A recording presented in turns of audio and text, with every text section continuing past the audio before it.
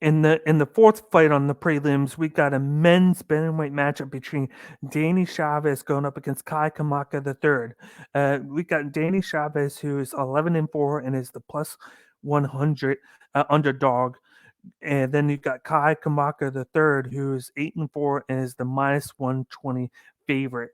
This was a matchup where it was supposed to be Danny Chavez going up against Dewap Choi before he got pulled out of the fight due to injury.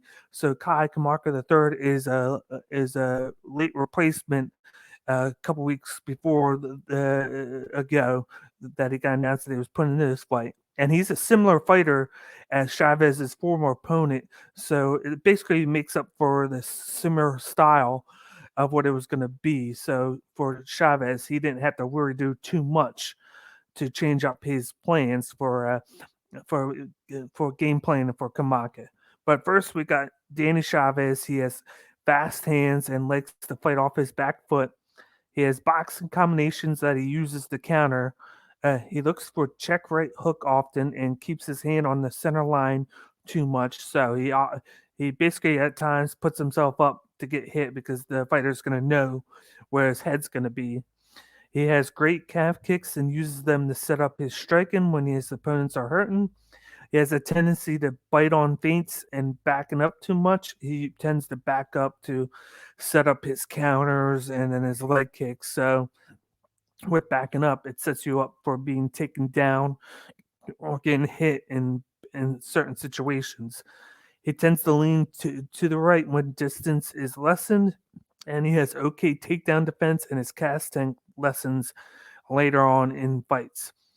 On the other side, you got Kai Kamaka III. He has fast hands and is good with his proactive boxing.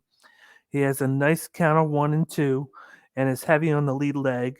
He has a good left hook and throws it to the body and head.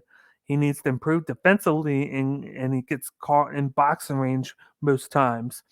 He has good double leg takedowns along the fence and he goes for a guillotine too much to defend the double legs.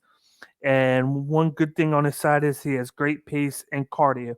This was a little difficult for me to decide up front because at first Danny Chavez his takedown defense is only okay, and then his gas tank weakens after the not the first round and a half. Whereas Kamaka has great pace and cardio, but then a big thing with Kamaka is he leaves his lead leg in front heavy. So I think that's something that I could see Danny Chavez attacking a lot is kicking him in the lead leg to bruise it up to slow him down so the pace doesn't go to his advantage. And then another thing is the fact that Kamaka he gets caught in boxing range way too much. Like he likes to get in there and he stays in there too long. And then one big thing with Danny Chavez is his hands. He has fast hands and fast boxing, and he throws a lot of combinations. So I think in this matchup, I feel like he's gonna do that. I think he's gonna allow Kamaka to get into the range. He might even take damage to allow that to happen. That way he can get his boxing combinations going in this matchup.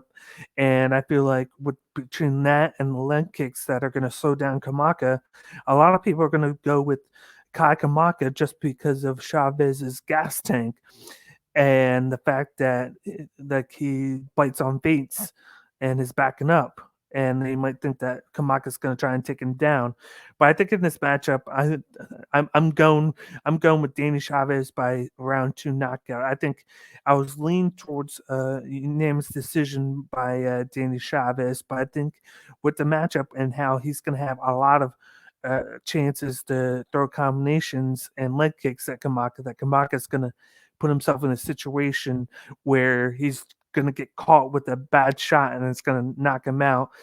And the leg kicks are going to slow him down. And I think just with the couple weeks notice of the fight, that doesn't help Kamaka at all. So for this one, I got Danny Chavez by second round knockout.